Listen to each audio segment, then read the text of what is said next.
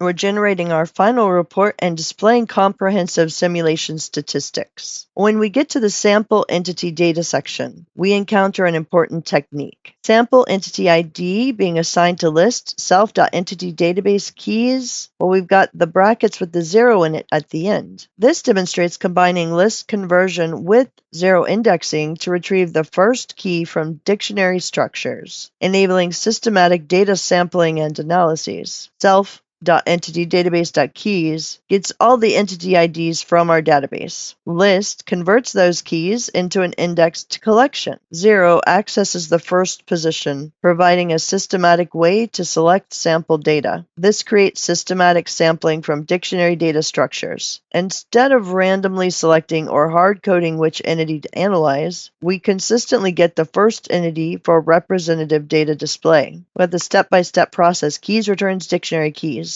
Entity 1, 2, 3, list, converts to indexed list. 0 gets the first item, which would be entity 01. The combination of type conversion with indexing for flexible data access enables predictable sample selection. You get the first entity systematically, providing consistent representative data for analyses reports.